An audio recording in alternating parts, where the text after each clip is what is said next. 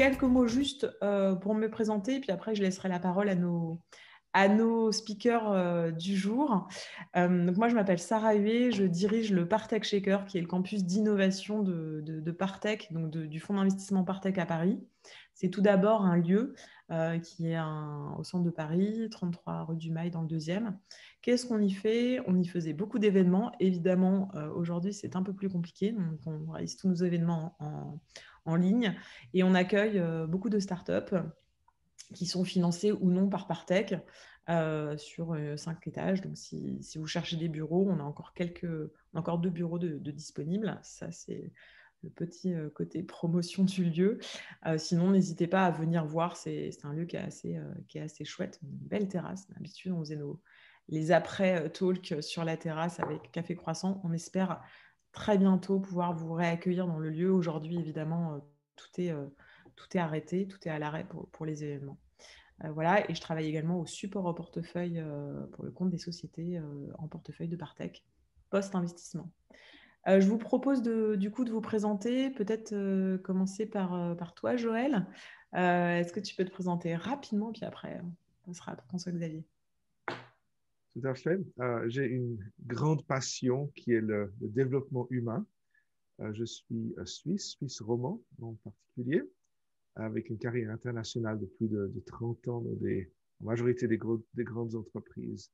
Et ce qui me passionne, c'est le développement humain et le coaching qui est ma profession depuis plusieurs années avec Coach Hub.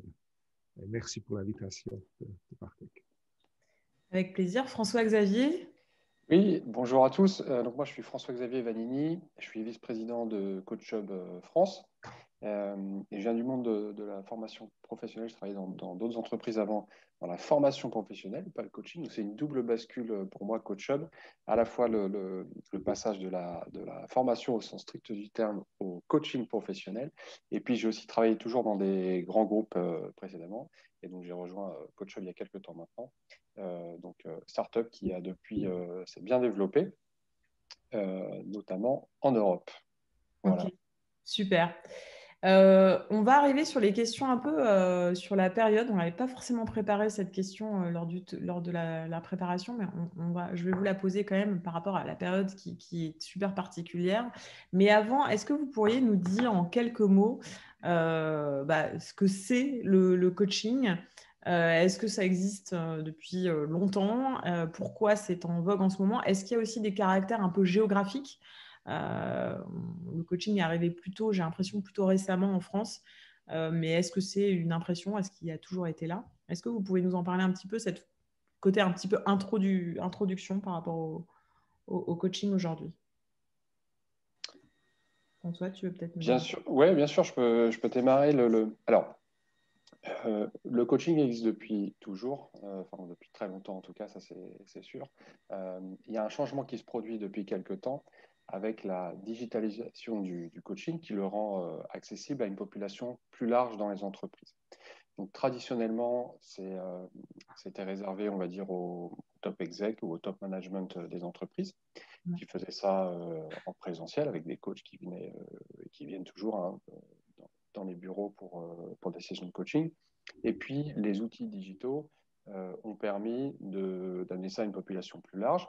On est en ce moment dans la digitalisation du coaching. Le coaching a, je dirais, un petit temps de décalage par rapport à d'autres secteurs, notamment dans la formation, qui se sont digitalisés il y a peut-être quelques temps, un peu avant.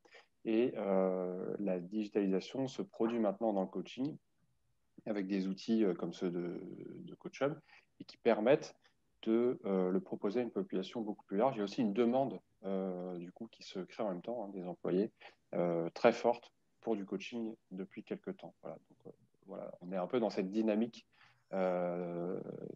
nouvelle pour le coaching. Ouais. Et justement, en parlant de formation, tu évoques ça, c'est marrant que tu évoques le côté formation tout de suite.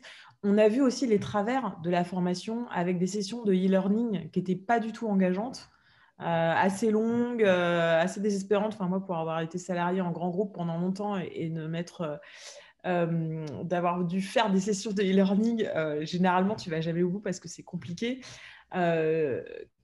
est-ce que ça change et comment tu le vois? Et peut-être là aussi l'avis de Joël. Et Joël, tu vas nous dire aussi si tu es coach en ligne et coach en vrai, quoi.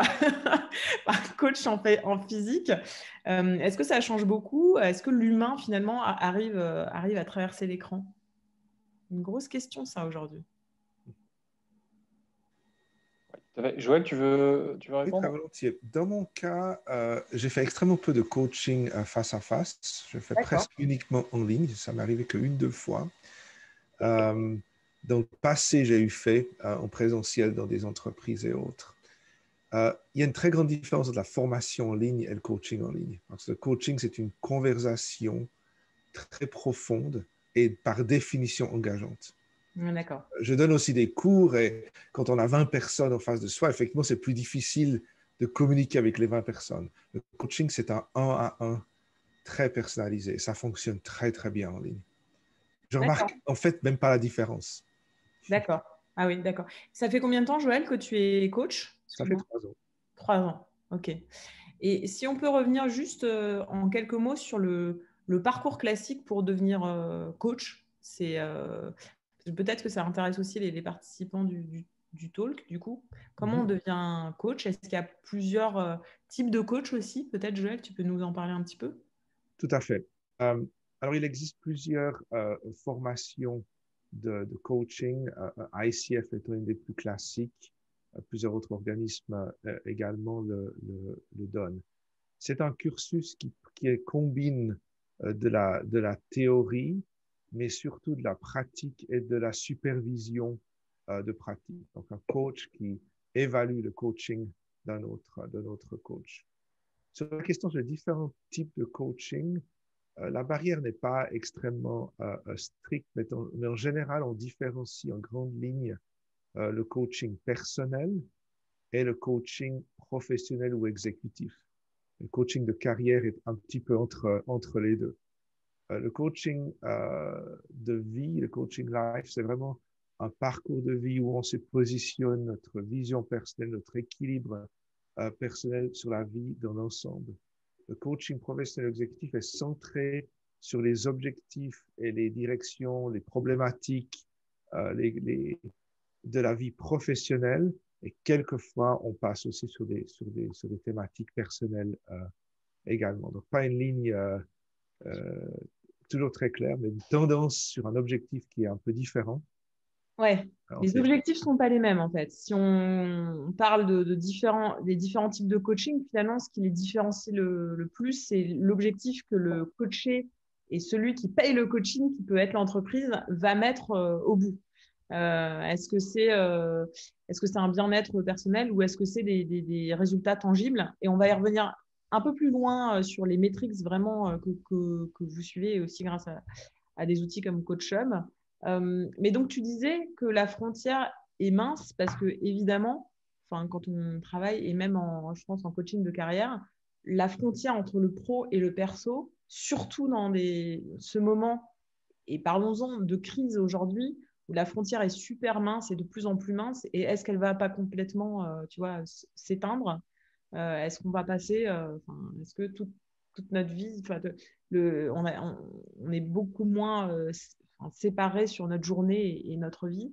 Et du coup, comment le coaching peut accompagner ça, tu vois, cette période qui est très particulière et cette frontière qui est de plus en plus mince entre le pro et le perso? Est-ce que le coaching de carrière revient pas un peu à faire aussi souvent de la psychologie? Et est-ce que toi, tu as fait des études aussi de psycho? Alors, j'ai fait quelques cours d'introduction de psychologie, surtout pour comprendre aussi les limites du coaching. Si on est une personne qui est dans une dépression ou un burn-out conséquent, le coaching ne sera pas l'outil idéal à ce moment-là. Et connaissant les limites, on peut demander à la personne de prendre un accompagnement professionnel sur ce domaine. C'est pas D'accord, du tout le même métier. pas du tout. Mais c'est intéressant quand même de connaître ce qu'il y a autour et Ouais. d'avoir une base. Donc, on apprend ces éléments-là. Oui.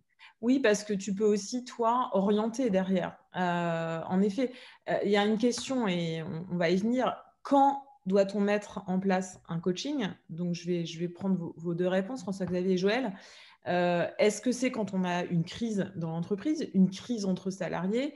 Est-ce que justement on anticipe? Est-ce qu'on veut plus de résultats? En fait, est-ce qu'on l'utilise quand ça va mal ou est-ce que parfois il y a des entreprises ou des clients qui l'utilisent quand ça va bien et pour booster justement les salariés? Alors, personnellement, j'ai plutôt l'impression aujourd'hui, mais peut-être parce qu'on est à ses débuts du coaching en France, qu'on l'utilise un peu tard. Et parfois, c'est déjà un peu trop tard. Il y a déjà trop de souffrance dans l'entreprise pour mettre en place ça. Je veux bien votre avis du coup là-dessus. Quand on doit l'utiliser? Joël, tu veux nous dire un petit peu ton... Alors, c'est jamais trop tôt. C'est jamais trop tôt. D'accord, voilà. Et je crois que le plus grand malentendu du coaching, c'est que le coaching, c'est pas une thérapie, c'est un développement professionnel. C'est en fait un outil de formation. Ok. Donc, chaque personne qui veut progresser dans son activité professionnelle euh, bénéficiera du coaching. Les sujets, bon, varient, mais elle peut prendre tout l'éventail tant de la performance, de la gestion de la communication, de crise, de développement, de management, etc. Tout l'éventail. Donc toi, tu considères en effet un véritable outil de formation, même si on va y revenir aujourd'hui en France, et je ne sais pas si c'est le cas en Suisse ou dans d'autres pays, c'est absolument pas considéré comme de la formation qui peut rentrer dans le coût de formation, enfin, dans le CPF de chaque salarié, ce qui est bien ennuyeux. Enfin, François-Xavier, tu vas nous en parler, mais c'est un peu dommage. Toi, François-Xavier, c'est la même chose chez CoachUp. Vous remarquez que parfois c'est un petit peu tard ou vous avez des entreprises sur lesquelles justement vous travaillez sur le long terme avec une population. Oui, alors, en fait, tout d'abord, je veux dire que je suis entièrement d'accord avec Joël. C'est jamais trop tôt pour mettre en place un programme de coaching. Et effectivement, le coaching aujourd'hui, c'est un élément des programmes de formation d'une entreprise. Ok. C'est pas un outil qu'on utilise quand quelque chose va mal. Un outil de crise, Euh, quoi. C'est pas un outil de gestion de crise. Enfin, en tout cas, il vaut mieux pas l'utiliser comme ça. Là. Ça peut être un outil de gestion de crise, bien entendu, mais ce n'est pas qu'un outil de gestion de crise. Il y a plein d'autres sujets auxquels le coaching s'attache. Et notamment quand ça va bien dans une entreprise, il y a plein de programmes de développement des talents, de leadership, de soft skills, etc., pour lesquels le coaching a un impact très fort et très positif. Donc on ne l'utilise pas uniquement quand ça va mal, mais aussi quand ça va bien, pour que ça aille encore mieux et dans des plans de développement effectivement des employés de son entreprise. Et justement, pour arriver là, sur ce sujet, quel est donc, on va parler de coaching professionnel et d'objectifs du coup qui sont plutôt dans le cadre de pro. Comment ça se passe pour fixer, j'imagine que les objectifs sont fixés déjà avec l'entreprise sur les résultats tangibles. Donc, quels sont ces objectifs? Est-ce que c'est chiffré? Et d'un autre côté, après, du point de vue du coaché, comment lui, parce que j'imagine que ce pas les mêmes objectifs, hein, ou alors peut-être c'est les mêmes, comment lui voit soit sa satisfaction, est-ce que c'est de la mesure de satisfaction, est-ce que c'est quelle performance en fait on regarde, quelles sont les métriques qu'on regarde, c'est intéressant.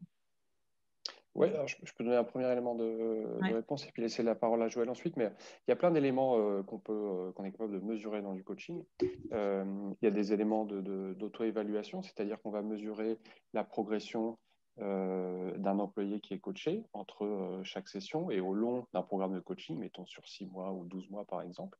Donc là, il y a plein d'éléments tangibles qu'on est capable de mesurer, de déclaratifs de la part de l'employé. On est aussi capable, après en lien avec l'entreprise, de faire des sondages de population plus large autour de certains, enfin, des salariés, de voir si, à travers des programmes de coaching qui ont été appliqués à l'entreprise, est-ce qu'on mesure des progressions, des changements d'attitude, voilà, des changements divers et variés qui permettent de mesurer une sorte de ROI, de retour sur investissement du coaching par les RH. Donc il y a il y a plein de choses qu'on est capable de suivre et d'observer pour mesurer cette transformation au sein des populations qui ont été coachées dans une entreprise. Ok, on va revenir sur l'outil du coup de CoachHub en fait, qui arrive en fait, très en amont pour trouver le fit coaché coach. Oui, tout à fait. Et ça, je pense que c'est capital Absolument. parce que s'il n'y a pas de fit, ça marche moins bien. Tout à fait. Et ensuite, arrive à mesurer finalement les objectifs du coaching, parce que je pense que c'est en effet compliqué. Joël, je veux bien ton avis là-dessus, du coup. Oui, donc les objectifs sont définis en deux étapes. Lors de la discussion d'un contrat et de l'engagement entre une entreprise et Coach Hub, il y a souvent des objectifs qui sont définis et communiqués au coach. D'après ce que j'observe, ils sont relativement larges. C'est des développements de talent, c'est des développements de compétences humaines, de compétences de management et de leadership. Euh, et beaucoup d'entreprises donnent une certaine liberté pour les objectifs personnels. Et les coachs que j'observe qui arrivent ont souvent une discussion, presque toujours, avec leurs supérieurs et ont déjà un objectif personnel. Et c'est toujours par quoi on commence le coaching d'ailleurs. Donc il y a presque trois niveaux d'objectifs qui sont en fait combinés. Là, tu disais justement, tu revois ces objectifs. À quelle fréquence, généralement, on est coaché? C'est toutes les semaines? Ça dépend? Ça dépend. Généralement une fois toutes les 2 semaines, mais ça peut être plus souvent. Ok. Et c'est combien d'heures? C'est 1 heure, 2 heures, 3 heures? 45 minutes par session. 45 minutes par session. Ok, donc c'est assez sharp à chaque fois. D'accord, ok. On a une question aussi de l'audience. Comment assurez-vous que le coaché, donc celui qui est coaché, est ouvert? Est-ce qu'un coaching peut être imposé? Et s'il est imposé, est-ce que ça se passe bien? Comment aborder ça avec le salarié? C'est pas souvent ou alors en tout cas en France, je ne remarque pas que c'est souvent le salarié qui dit est-ce que je peux être coaché? Donc, en fait, est-ce que c'est bien vu aussi? François-Xavier ou Joël, vous pouvez répondre à cette question. Oui, Généralement, le coaché, ouais. je veux bien commencer, puis je serai la parole à Joël, mais alors déjà, pour la deuxième partie de ta question, Sarah, il y a de plus en plus de demandes de coaching au sein de l'entreprise. Le coaching, pendant longtemps, effectivement, on a été un peu réfractaire. Mais ça fait quand même quelques temps maintenant qu'il y a une certaine ouverture parce que tout le monde, y compris les employés, sont conscients ou prennent conscience de plus en plus de l'impact positif du coaching. Donc les demandes émergent de plus en plus. Il y a vraiment un momentum qui s'est créé Émulation. là-dessus, ça c'est sûr. Ouais, ouais, tout à fait. Tout à fait. Euh, donc voilà pour cette partie. Et Joël, si tu veux répondre à la Très deuxième, volontiers. à l'autre partie. Voilà. J'ai jamais vu cela comme un problème, l'ouverture D'accord. du coaching, parce que, à moins que les objectifs soient vraiment des objectifs pièges, hein, ou irréalistes, ou bref, euh, d'avoir un employé qui reçoit la possibilité d'avoir une personne qui l'accompagne sur des objectifs qui peuvent être fixés personnellement, ça se passe toujours bien parce que la première question qu'on veut dire, mais voilà, on a maintenant ces 6 mois ou 12 mois, toutes les 2 semaines, 45 minutes. Qu'est-ce que je peux faire pour vous? Qu'est-ce que vous voulez développer? Où est-ce que vous voulez avancer? Quel Ouais. obstacle est-ce que vous voulez retirer? Alors, Et c'est une offre en or, hein? C'est une occasion. C'est vrai. Donc voilà, j'ai un peu de peine à répondre à cette question parce que c'est.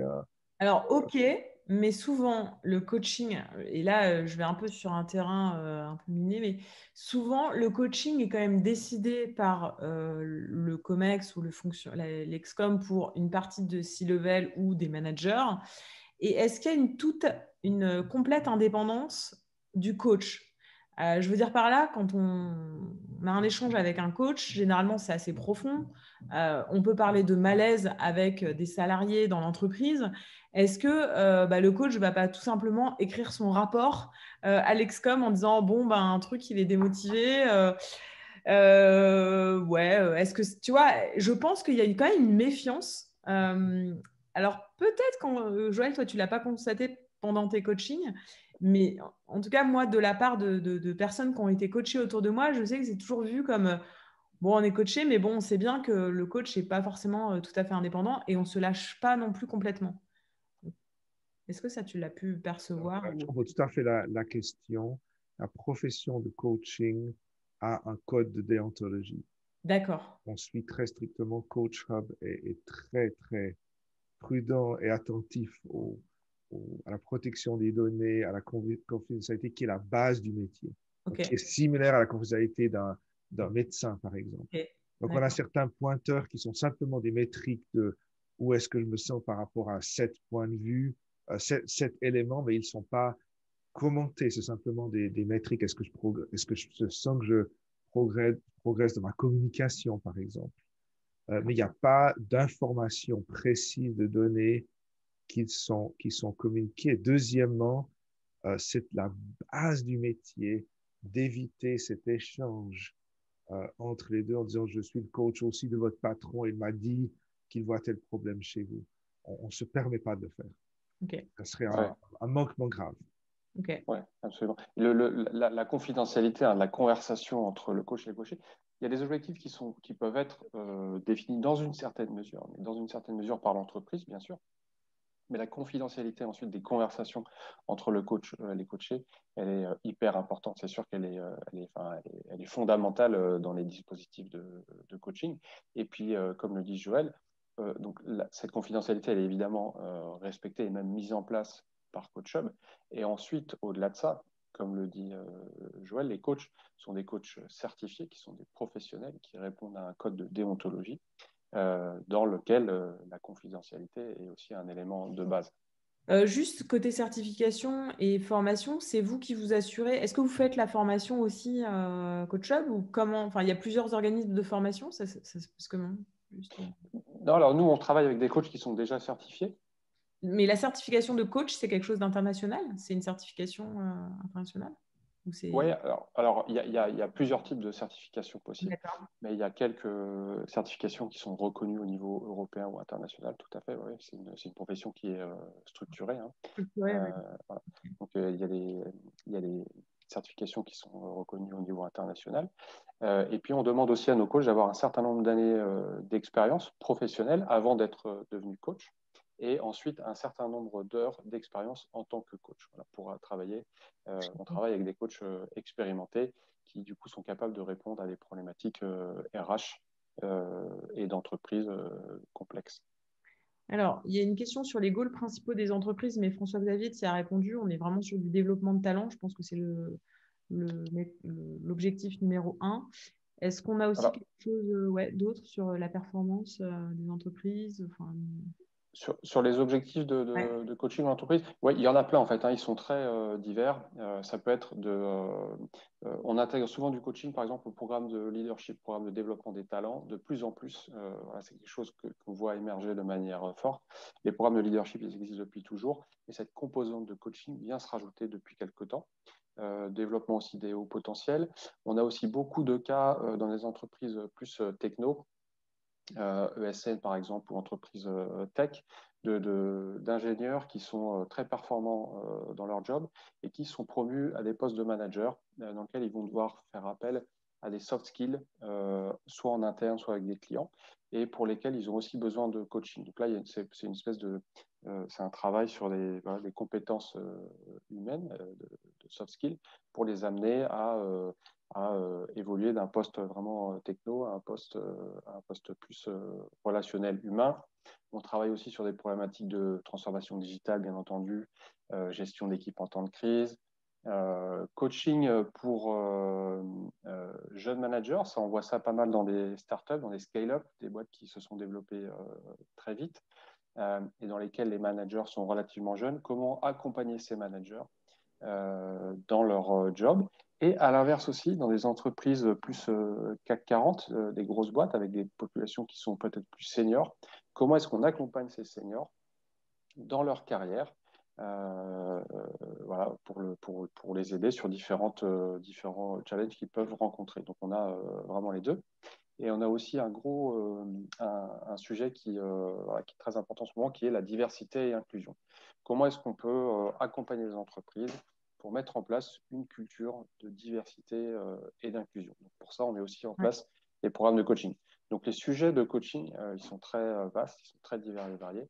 Et encore une fois, ils peuvent répondre à à des problèmes qu'une entreprise peut rencontrer à un instant T, comme la gestion de crise, le Covid, etc., qu'on a tous vécu en 2020, mais aussi s'inscrire sur des programmes beaucoup plus larges et dans la durée sans venir avec des crises.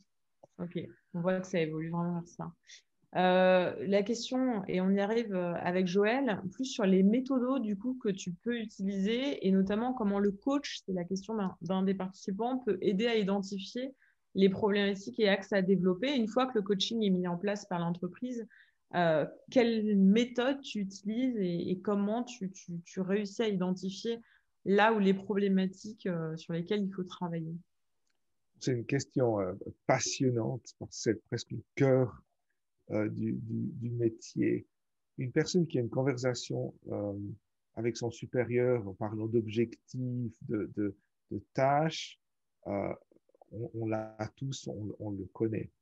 Le problème souvent qu'on remarque, c'est qu'il y a des blocages. Une personne dit, je sais ce que je dois faire. J'ai entendu assez souvent dans le coaching, je suis à mon bureau le matin, je sais que je dois appeler 5 clients aujourd'hui, par exemple, une personne d'une activité de vente. Mais j'y arrive pas. Je prends mon café, je regarde mes emails, puis à 10-11 heures, je suis toujours pas arrivé à appeler ces 5 clients. Donc, je prends juste un exemple concret. Hein. Quel est le problème? Et c'est là justement que le coaching, moi j'utilise une méthode de breakthrough coaching, c'est-à-dire qu'on va descendre un peu dans le subconscient et regarder qu'est-ce qu'on se dit, ou quels sont ah mais de toute façon si je les appeler, ils vont me dire non, ou ils vont, voilà. Donc on se projette déjà sur un échec par exemple. Donc comment est-ce qu'on peut se reprogrammer? Qu'est-ce qu'on peut se dire pour se motiver à passer à l'action. Donc voilà un exemple d'une des méthodes, une méthode centrale qui est la méthodologie de la manière de poser des questions, la manière de trouver, d'évaluer des solutions, de les trouver et de les évaluer liées à un problème précis et la préparation d'un plan d'action. Mais on le fait surtout au niveau émotionnel et pas juste au niveau d'un brainstorming ou d'une liste de tâches. Donc, et si ça ne fonctionne pas, on va reprendre la chose en main et réanalyser qu'est-ce qui s'est passé, où est-ce que je suis bloqué, et je reprends ce point de blocage et j'y travaille peut-être de manière plus profonde si nécessaire. Est-ce que du coup, il y a des petits exercices qui sont à faire par les coachés que toi, tu leur donnes en fonction justement de ces problématiques ou est-ce qu'il y a des préparations, des choses à préparer, des exercices? Alors, deux choses. On a une caisse à outils ou une librairie à Coach Hub qui s'étend chaque jour. Donc, on peut donner des vidéos, des documents qui sont assez courts en général, juste pour un tout petit peu de théorie sur le sujet. Ça, c'est la première chose. La deuxième, c'est vraiment l'analyse. Je demande souvent à mes coachés de prendre note, de faire une espèce de journal, de prendre note, surtout si c'est toutes les 2 semaines, il y a un petit peu de temps, en disant, voilà, je vois qu'en me projetant sur mes appels de vente, pour prendre l'exemple que je prenais tout à l'heure, j'imagine que sur 3, il y en a un qui va me dire oui, je vais avoir un succès et je pourrais le fêter à la fin de la journée, par exemple, hein, pour prendre un exemple fictif. Donc, une sorte de journal de bord, quoi. Mais voilà, et comment ça se passe? Voilà, un journal de bord. Que tu revois en séance avec... Voilà, et on essaye surtout aussi de préparer des cas, de décrire un cas le plus précis possible. Le but, c'est pas de faire de la théorie, mais c'est vraiment de travailler sur des situations concrètes auxquelles on fait face. Donc, cela aussi. Donc, il y a en fait pas mal de travail entre les sessions pour qu'ensuite, en 45 minutes, on puisse vraiment approfondir et trouver les clés, à quelque part, du sujet qui est discuté.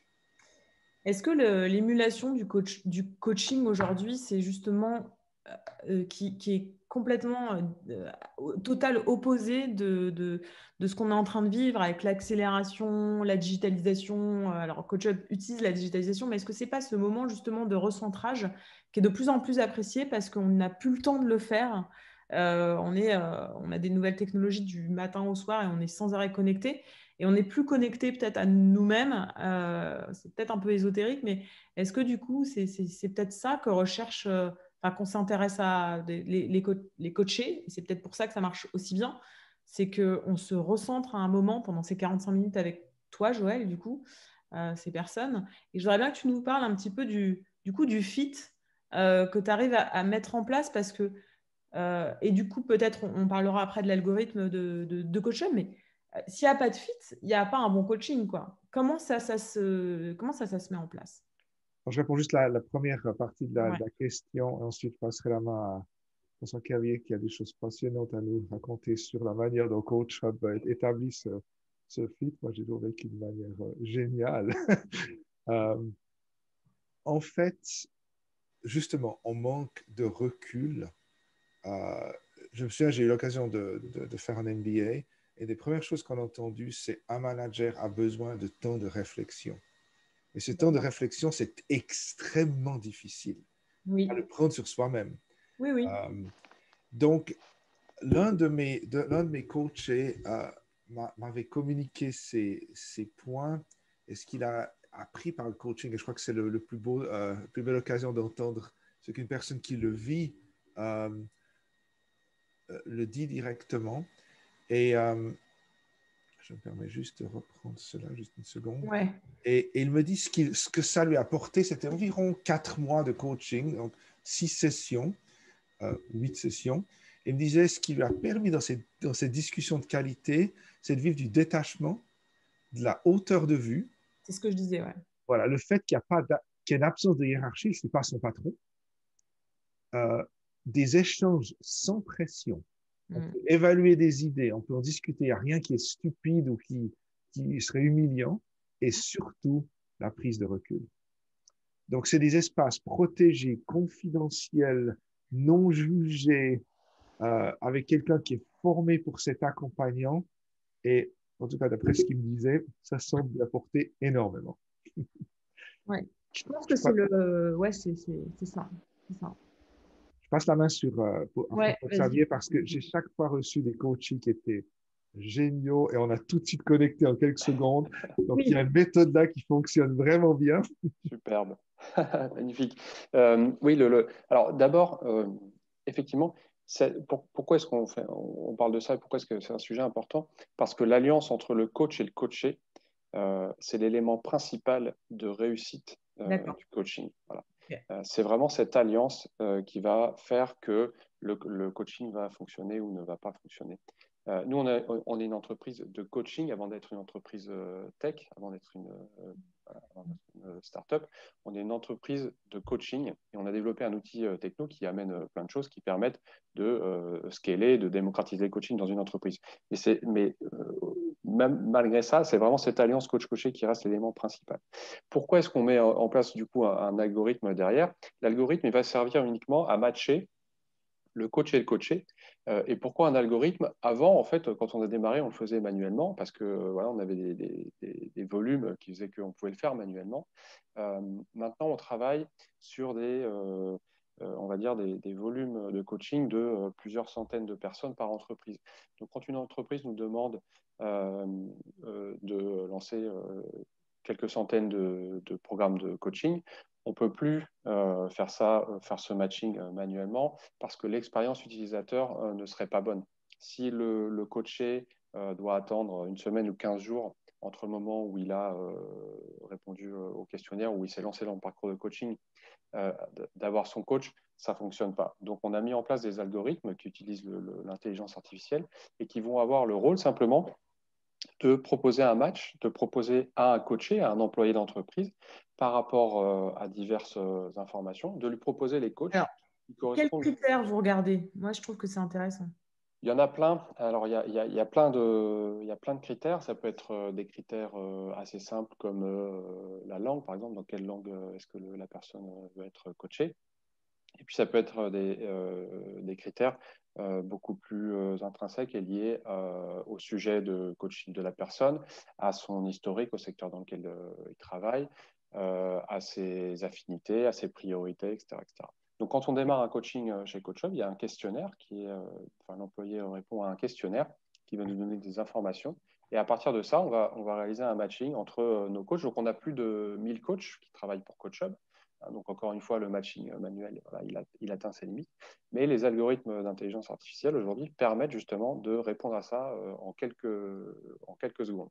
Donc, l'expérience utilisateur est comme ça meilleure. Et comme le dit Joël, ça fonctionne bien puisque voilà, on a un taux de succès qui est, je crois, de 97% de nos coachés qui, Combien vous avez de coachés aujourd'hui? Enfin, juste pour avoir une info, si vous avez des chiffres.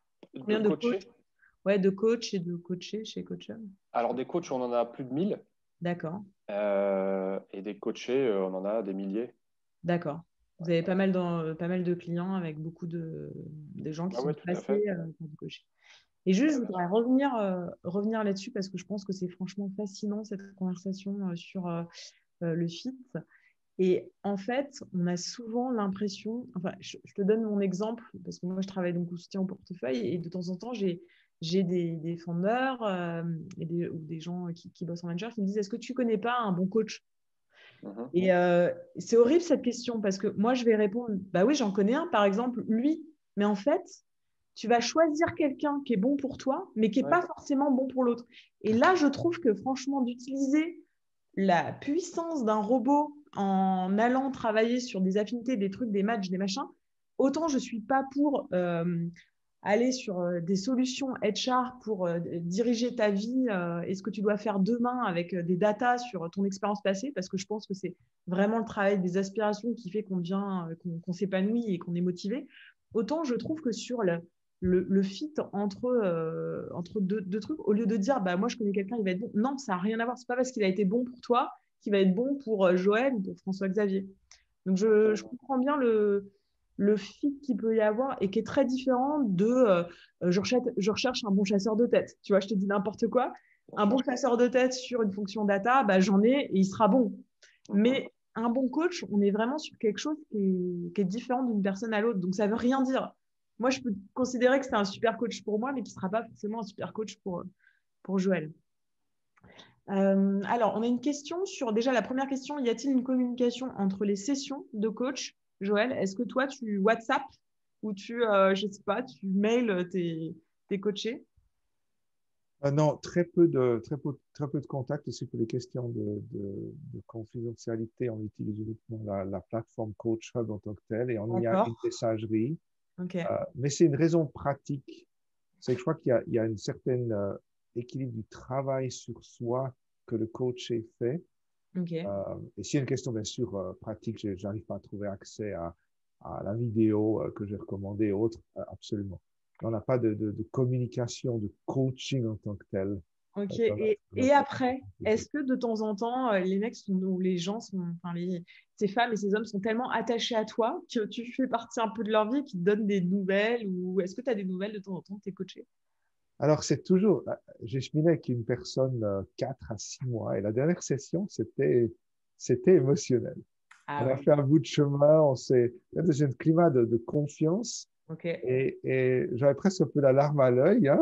Ouais, bah j'imagine. Mais voilà, on a un assez grand nombre de coachs, de coachés en tant que tels, hein.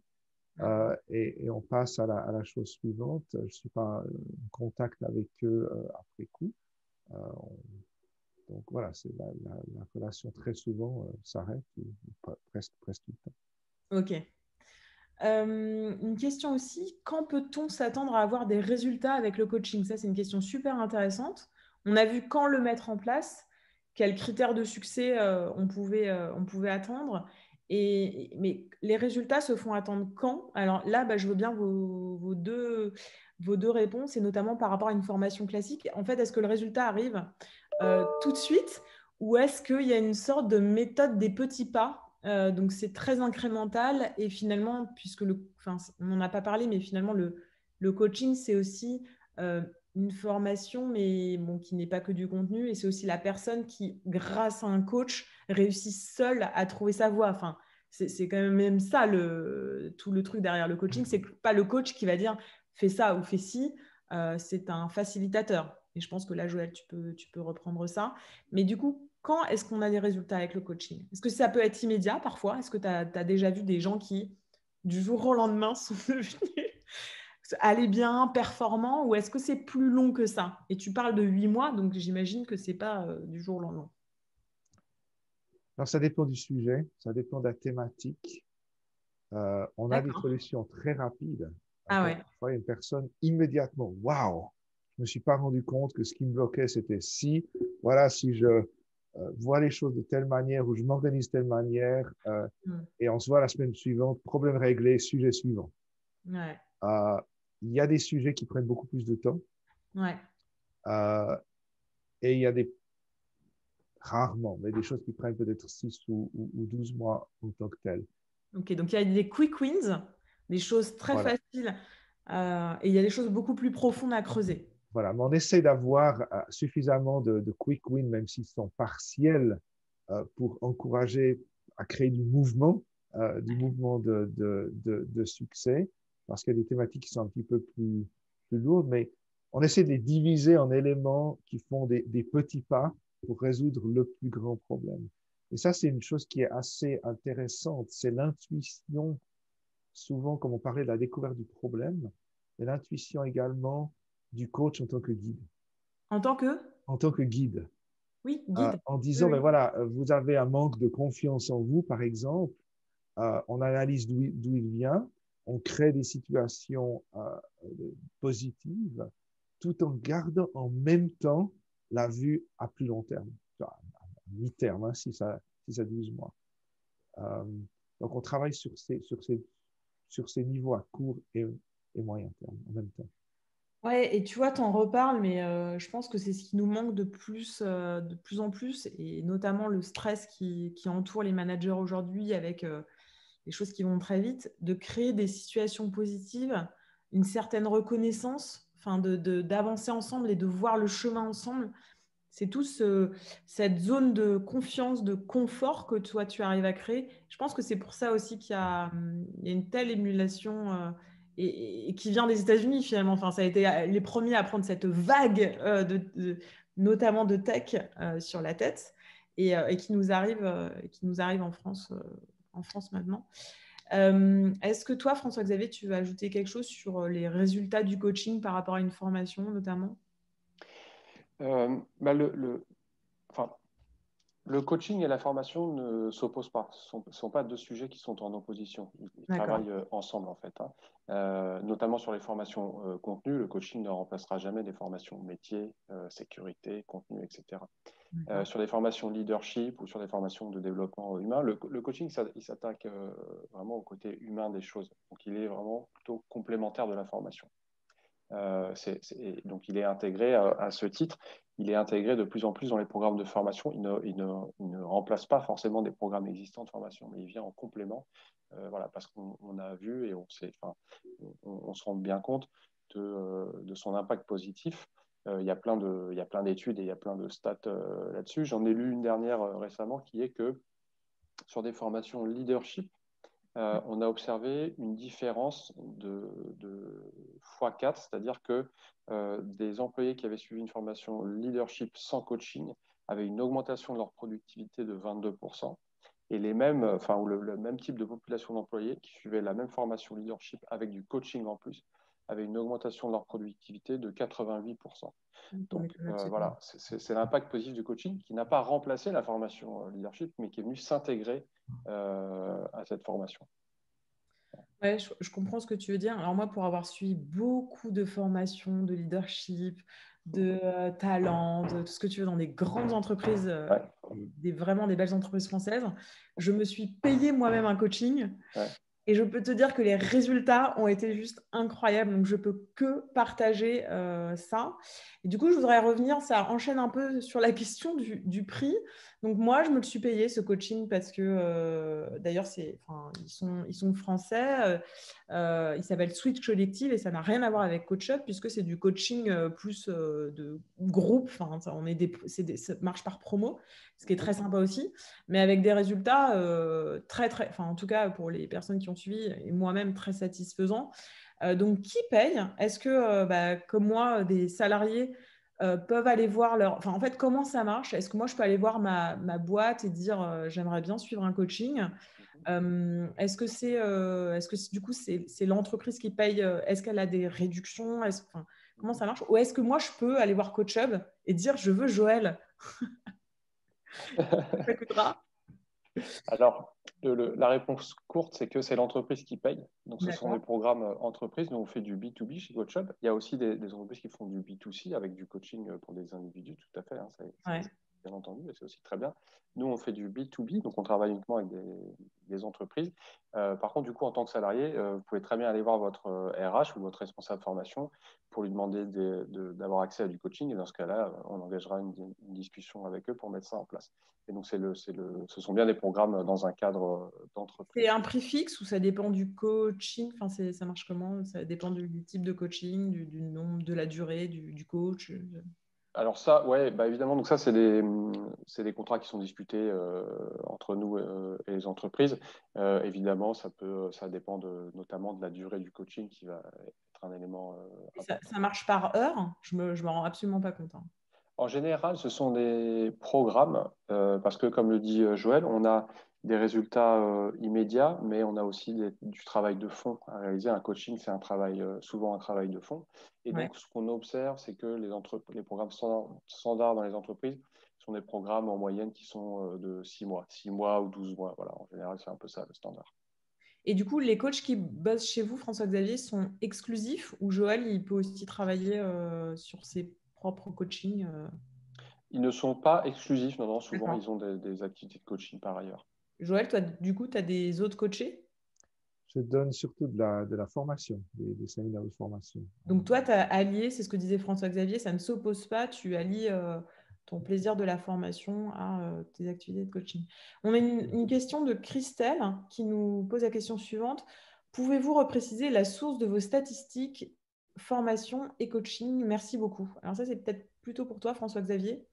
Ouais. Quelles sont la source des statistiques dont tu as parlé sur peut-être le taux de réussite? C'était ça, Christelle, je pense que tu voulais savoir un petit peu sur ces 97%. En fait, est-ce que vous mesurez du coup le succès après, a posteriori avec les équipes HR? Je pense que c'est ça la question. Ouais, alors il y a plein d'études, il y a notamment une étude Gartner qui a été publiée avec pas mal de stats. Il Tu y en a pourras d'autres. mettre, on la mettra Ouais, bien sûr, dans le compte bien sûr. rendu. Ouais, Là, ok, très bien, là, tu peux la mettre aussi dans le ça chat marche. pour les participants, mais on la mettra dans le compte rendu du coup. Donc, Ouais, très bien. ouais, d'où tu sors en effet ces statistiques. Là, je pense que la question de Christelle aussi, et quand on est HR, pour avoir aussi pas mal discuté en interne, pas forcément chez Partech, mais dans d'autres boîtes, c'est aussi comment on pousse le management à mettre en place du coaching. Et donc, d'avoir des statistiques et des études, souvent, ça montre que c'est exactement ce que tu disais.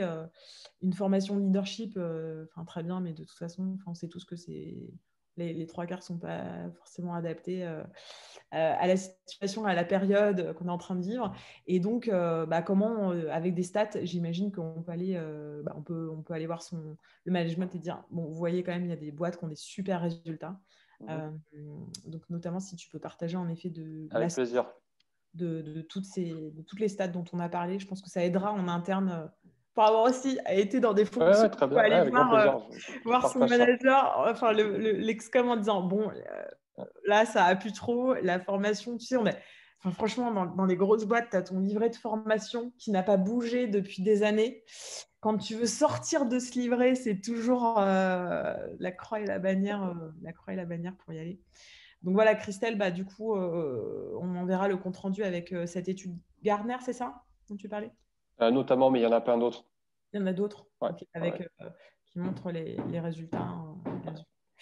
Ok, donc ça on a vu. Alors, on a une autre question. Qu'est-ce que CoachUp propose de plus que ses concurrents? Déjà, est-ce que vous avez des concurrents qui bossent un peu là-dessus? Ah mais Christelle nous dit grand merci d'avance. Ok, super. Donc je pense qu'on a bien Avec répondu à plaisir. la question. Est-ce que vous avez du coup de l'intelligence artificielle? Enfin, comment marche votre algo Mhm. du coup? Ouais, donc est-ce qu'on a des concurrents? Oui, bien sûr, on a des concurrents. Euh, la différence, je pense, c'est la valeur ajoutée de CoachHub. Enfin, il y en a plusieurs.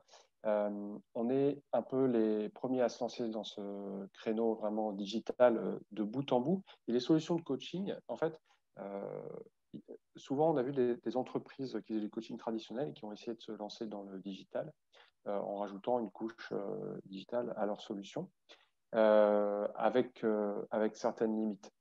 Euh, CoachHub, pour le coup, propose une solution de bout en bout, si on veut s'exprimer comme ça, qui va permettre aux RH d'externaliser complètement le coaching. C'est-à-dire que nous, on a des coachs, donc plus besoin de trouver les coachs. On propose en digital, plus besoin de réserver de salles. Et le process de coaching se fait dans l'appli, dans la plateforme CoachHub, du début jusqu'à la fin. On n'utilise pas de solution externe, on n'utilise pas de Zoom ou de choses comme ça.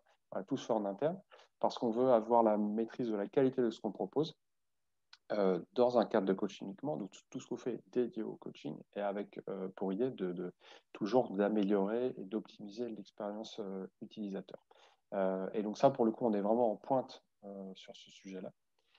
On a fait des levées de fonds importantes sur ces dernières années. On a annoncé une dernière levée de fonds de 25 millions d'euros en décembre. Et ça nous permet d'investir massivement à la fois dans le recrutement de nos coachs, dans leur onboarding, dans l'animation de la communauté des coachs. Ça nous permet aussi d'investir dans le développement de la plateforme. Donc, encore une fois, l'expérience utilisateur, à la fois pour les coachs, pour les coachés et pour les RH aussi. Donc, chacun a un accès différent à cette même plateforme et voit des infos, accès à des données différentes qui le concernent directement. Et puis, on investit aussi beaucoup dans la recherche sur le coaching. Donc, on a un coaching lab en interne avec des spécialistes, des experts du coaching, de la psychologie du travail. Voilà, il y a Vous avez des plein de coachs sujets. partout dans le monde? Pardon. On a des coachs partout dans le monde, oui, tout à fait. Ouais, D'accord. tout à fait. Ça, Bon, c'est, ouais. ouais. Donc, on investit beaucoup dans la recherche sur le coaching pour mettre des programmes toujours plus pertinents en place pour les entreprises. Et puis, du coup, pour répondre à ta question, effectivement, on a des coachs partout dans le monde, puisque un des axes de CoachHub, c'est d'être capable de mettre en place des programmes de coaching pour entreprises internationales. On met en place ces programmes de manière centralisée avec, je ne sais pas, l'université d'entreprise, par exemple.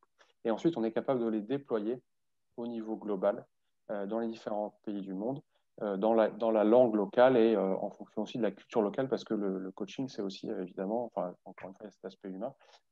Et donc, il faut comprendre la culture locale pour amener un coaching performant. Voilà. Une question de Céline, et je vous invite à envoyer vos dernières questions, puisqu'on arrive bientôt au bout du petit talk. Quelle valeur ajoutée entre le coaching externe versus interne? Alors, moi, personnellement, je ne connais pas de coaching interne. Enfin, quand on parle de coach en interne, il y a des coachs parfois dans les entreprises. Oui, Ça, Bien sûr. oui. Ouais. Vas-y, Joël, je te laisse peut-être. Peut-être juste un point de vue, des entreprises ont du coach interne qui est utilisé dans les cadres de coaching de carrière ou de développement, etc. C'est un avantage parce qu'ils connaissent le contexte, ils connaissent comment naviguer dans l'entreprise. Donc, le coaching interne a des avantages. Coaching externe, comme je l'avais exprimé de la part du coaché, c'est cette neutralité. On n'est pas dans la bataille de pouvoir entre une personne, son patron, on n'est pas un collègue, on ne sait même pas vraiment de quoi il parle, il nous donne un contexte court, on se concentre sur l'individu lui-même ou elle-même, donc il y a cette neutralité. En même temps, il y a un éventail beaucoup plus grand de coachs. Quelle entreprise peut se permettre de choisir parmi plus de 1000 coachs pour ses employés? Donc, ça peut donner des choix et des partenariats coach très, très pointus, très ciblés. Aussi au niveau linguistique. Hein. Ok. Ouais, bien sûr. Et souvent, le coaching interne, ce sont des employés qui, du coup, qu'on a nommé un peu coach. Ils ne sont pas toujours non plus coach certifiés. Hein, voilà. Donc, c'est aussi une différence. Et puis, souvent, enfin voilà, faut pas confondre coaching et mentoring. Donc, le mentoring, qui se fait évidemment en interne, c'est du partage d'expérience. C'est pas la même chose que du coaching, même s'il peut aussi y avoir des coachs qui sont parfois des coachs certifiés en entreprise, mais il y a cet aspect de neutralité qu'évoque Joël qui est super important en effet. Ok, super. Moi, je trouve qu'en effet, le coaching interne, tu es toujours un peu dans les politiques et cette hauteur de vue que du coup, il n'y a pas. Donc, j'imagine que ça serait intéressant d'avoir d'ailleurs des stats sur du coup les métriques de performance et de satisfaction. Je ne sais pas si ça existe, mais à creuser. Ça existe et on va sortir une étude cette semaine là, D'accord. justement qui donne pas mal de métriques et de chiffres là-dessus. Donc on partagera aussi à travers Partech. Génial, bah, trop bien, on le mettra dans le compte rendu. Ça donnera aussi pas mal de billes. Peut-être dernière question avant de se quitter. Comment sécurisez-vous les données trop personnelles? Le dossier est-il chez le coach ou sur CoachHub? Alors, donc les données, elles sont stockées chez CoachHub et on est certifié. On a plein de certifications sécurité, donc SSI liées à l'IT pur, qui répondent évidemment aux réglementations GDPR et qui vont même bien au-delà. Donc, si vous allez voir sur le site de CoachHub, vous avez, voilà, il y a toutes les infos là-dessus. Puis sinon, on pourra vous partager aussi ça, la façon dont on sécurise les données personnelles, effectivement. Et donc, c'est bien stocké chez CoachHub. Ok, super. Est-ce qu'il y a d'autres questions dans le public? Sinon, vous pouvez peut-être mettre vos emails direct en live, Joël, François, Xavier. Comme ça, si des Oui, gens bien sûr. ont encore des questions, ils pourront vous contacter directement. On met ça dans le chat. Ouais, tu peux mettre dans le chat, je pense, pour tout le Ouais. monde. Comme ça, ils verront ça. Si tu tapes dans le chat, normalement, tout le monde va le Je suis voir. en train de me faire. Si vous avez d'autres petites questions plus personnelles, et puis sinon, de toute façon, dans le compte rendu, on mettra les coordonnées de chacun et le LinkedIn pour que vous puissiez les contacter. En tout cas, je pense qu'on a fait un bon tour d'horizon alors, je regarde si tout le monde l'a vu. Un bon tour d'horizon de la question du coaching. J'espère que ça vous a. Oui, donc là, super. Ouais, je pense que tout le monde. Alors, non, Joël, je pense que tu n'as mis que pour les Ah oui, panélistes. d'accord, ok, oui. Ouais, tu peux Ah changer. oui, Ouais, tout en voilà, bas, c'est il faut ça, changer. tout à fait. Attendees, J'ai trouvé. panélistes. J'espère que, en tout cas, du coup, ça a donné assez de billes. Vous étiez pas mal, on a une petite quarantaine de participants et que ça vous a donné pas mal de billes. Je pense que les questions étaient super pertinentes, notamment aussi sur les statistiques. Donc, on vous partagera tout ça dans le compte rendu. Ouais, parce qu'il y avait quand même pas mal de salariés aussi donc qui pourraient aussi aller voir leur management et proposer du coup des solutions de coaching. Je pense que ça ne fait que s'étendre. Peut-être un mot de conclusion sur le futur du coaching et comment vous le voyez. Et puis après, on se quittera là-dessus. François-Xavier, peut-être toi déjà. Ouais. Moi déjà, je trouve que c'est un sujet passionnant. C'est un sujet hyper intéressant parce que voilà, il touche à des problématiques d'entreprise et à des problématiques, des sujets vraiment humains. Voilà, donc c'est hyper intéressant de travailler dans ce contexte. Je pense que le coaching, il a de très beaux jours devant lui parce que encore une fois, on est au début un peu de cette démocratisation du coaching. Voilà, c'est en train de se faire. On est à ce moment un peu charnière de digitalisation qui permet aussi de le rendre accessible à beaucoup plus de personnes d'un coup. Donc voilà, moi je suis très content d'être sur ce sujet-là et d'y être maintenant. Je pense que c'est une période un peu clé où il se passe plein de choses et plein de choses positives. Euh, Super, merci François-Xavier. Joël, un petit mot de la fin aussi? Tout à fait. Le coaching a une évolution ces dernières années de l'objectif de la performance, qui est comment est-ce que je peux faire que mes employés performent sur les KPI de l'entreprise, un point de vue très, très management. Maintenant, on bouge beaucoup dans la direction de l'intelligence émotionnelle. C'est une question que je pose souvent à mes coachés, qu'est-ce qui vous rendrait satisfait dans votre travail? Qu'est-ce que peut être un équilibre, une absence de stress, donc, une absence de stress négatif, il y a un stress positif qu'est-ce que vous pouvez être épanoui dans votre travail? Et quand quand un cadre est épanoui, tout le monde en profite. L'entreprise, la première, la personne et l'entourage de la personne elle-même. Et ça donne en même temps une meilleure performance parce que les personnes sont plus à l'aise dans leur travail. Et le coaching, c'est quelque chose de très compliqué à expliquer qu'on ne le vit pas, qu'on n'a pas vu en live. C'est tellement puissant, cette relation de personnes qui sort des solutions. Moi-même, je suis ébahi la majorité du temps. J'en sors, je raccroche et dis waouh! C'est chaque fois un espèce de miracle qui se produit. Quand une personne est motivée, aimerait avancer, aimerait trouver des solutions, un coach compétent qui est un partenaire de solutions, voilà, ça fait des années que je fais ça, mais ça m'étonne encore chaque fois. Non, mais C'est tellement puissant. Ouais. C'est vraiment génial. Non, mais franchement, je suis tout à fait conquise aussi par le sujet. Et pour l'avoir testé, moi, j'y croyais pas. Enfin, j'y croyais pas. Ouais, j'y croyais pas, mais tu as toujours ce côté scepticisme. Et c'est vraiment assez incroyable, en fait. Donc, eh ben, j'espère que vous, vous avez trouvé ce talk aussi passionnant et que ça vous donnera envie soit d'être coaché, soit de devenir coach, peut-être, ou de pousser, en tout cas, ces solutions dans votre entreprise. N'hésitez pas à nous envoyer un petit mot et je vais mettre aussi, moi, mon adresse à tous. Comme ça, vous pourrez aussi m'écrire. Et on vous partagera. Restez connectés sur le meet-up pour les prochains talks des 6 prochains mois. On les a prévus et ça va être vraiment canon. Je ne vous en dis pas plus pour le moment.